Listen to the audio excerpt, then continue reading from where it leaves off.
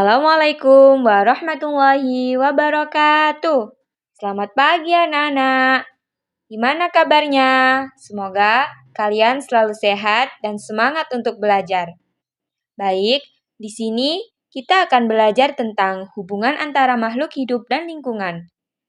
Dalam pembahasan kali ini, kita akan membahas tentang hubungan timbal balik antara dua makhluk hidup atau yang disebut dengan simbiosis, rantai makanan, dan hubungan antara makhluk hidup dan lingkungan. Baik, di sini Ibu akan menjelaskan hubungan antara makhluk hidup dan lingkungan. Pernahkah kalian melihat kupu-kupu hingga pada bunga? Untuk menghisap madu, kupu-kupu mendapatkan makanan dari bunga berupa madu. Pada saat itu, bunga juga dibantu oleh kupu-kupu, yaitu terjadinya proses penyerbukan. Hubungan timbal balik antara dua makhluk hidup disebut simbiosis. Di alam ini, ada tumbuhan dan hewan, dan hewan saling membantu. Namun, ada juga hewan dan hewan yang saling memakan. Baik, untuk selanjutnya, hubungan timbal balik antara dua makhluk hidup atau simbiosis. Hubungan timbal balik antara dua makhluk hidup disebut dengan simbiosis. Simbiosis ada yang disebut simbiosis mutualisme, simbiosis komensalisme, dan simbiosis parasitisme. Yang pertama, simbiosis mutualisme. Simbiosis mutualisme adalah hubungan timbal balik antara dua makhluk hidup yang saling menguntungkan. Contohnya dari simbiosis mutualisme adalah antara burung jalak dengan kerbau.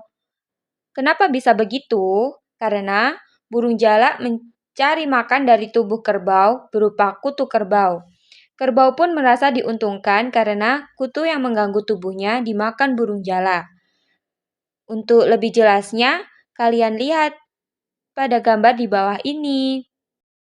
Yang kedua, simbiosis komensalisme. Hubungan timbal balik antara dua makhluk hidup yang keduanya tidak diuntungkan juga tidak dirugikan disebut dengan simbiosis komensalisme. Contohnya seperti anggrek dan paku sarang yang menempel pada pohon lain, tetapi tidak mengambil apapun dari pohon yang ditempelinya, karena daun anggrek atau paku berwarna hijau, sehingga dapat membuat makanannya sendiri. Jadi, tanaman yang ditempeli tidak merugikan maupun menguntungkan tanaman yang ditempelinya. Lebih jelasnya, lihat gambar di bawah ini.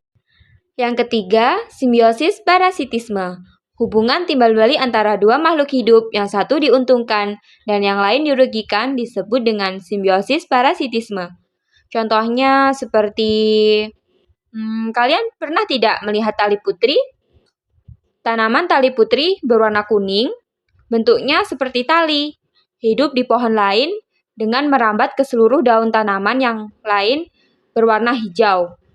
Tanaman tempat hidup tali putri disebut dengan tanaman inang atau induk. Tali putri menghisap makanan dari tanaman inangnya. Jika terus-menerus menghisap makanan dari tanaman inangnya, maka tanaman inang akan mati. Coba kalian lihat gambar di bawah ini. Baik, untuk pembahasan selanjutnya yaitu tentang rantai makanan. Pernahkah kalian melihat di televisi atau melihat secara langsung serangga pemakan daun berterbangan di atas permukaan air? Ayo, siapa yang pernah melihat? Serangga-serangga yang berterbangan tersebut secara tiba-tiba disambar dan dimakan oleh ikan-ikan kecil yang berada di bawah permukaan air. Namun, ikan-ikan kecil pemakan serangga itu pun selanjutnya akan dimakan oleh ikan yang lebih besar. Kalau kejadian makan-dimakan itu diurutkan, maka akan terjadi hubungan sebagai berikut. Kalian lihat, di sini daun dimakan serangga, serangga dimakan oleh ikan. Pada rantai makanan tersebut, daun merupakan bagian dari tumbuhan yang dapat memasak makanan sendiri disebut dengan produsen. Hewan pemakan tumbuhan disebut dengan konsumen pertama, sedangkan hewan pemakan konsumen pertama disebut konsumen kedua. Jika ada lagi pemakan hewan konsumen kedua, maka disebut dengan konsumen ketiga. Di alam banyak sekali rantai makanan. Seperti manusia juga merupakan bagian dari rantai makanan, yaitu sebagai konsumen. Untuk pembahasan selanjutnya yaitu hubungan antara makhluk hidup dan lingkungan. Di alam yang indah dapat membuat suasana yang nyaman. Ini semua adalah ciptaan Tuhan Yang Maha Esa. Apa yang terdapat di alam ini? Coba perhatikan gambar di bawah ini. Di dalam suatu lingkungan terdapat makhluk hidup atau yang disebut biotik dan benda tak hidup yang disebut abiotik seperti udara, air, dan tanah. Di alam terdapat saling ketergantungan antara makhluk hidup juga antara makhluk hidup dengan lingkungannya yang tak hidup. Tumbuhan dan hewan termasuk makhluk hidup, sedangkan air, tanah, dan batu-batu merupakan makhluk tak hidup. Makhluk hidup dan makhluk tak hidup dapat saling berhubungan satu sama lain. Contohnya di danau, ikan memerlukan air dan gas oksigen untuk bernafas. Oksigen dapat diperoleh dari tumbuhan. Tumbuhan memerlukan air dan sinar matahari untuk hidup. Di dalam hutan juga terjadi hubungan antara makhluk hidup dan lingkungannya. Di hutan, tumbuhan memerlukan air dan sinar matahari. Tumbuhan menghasilkan makanan untuk tumbuhan itu sendiri ataupun untuk hewan dan tempat hidup hewan.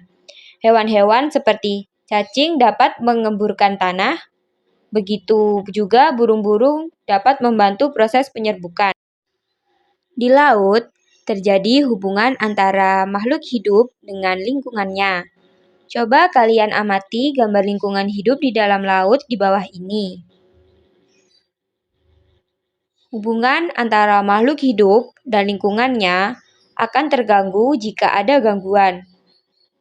Contohnya seperti penebangan hutan, kebakaran hutan, perburuan hewan secara liar, atau pencemaran baik udara, air, dan tanah. Jika tumbuhan mati, hewan pun akan mati atau pindah. Baik anak-anak, sampai sini dulu penjelasan dari Bu Guru. Terima kasih. Kurang lebihnya mohon maaf. Wassalamualaikum warahmatullahi wabarakatuh.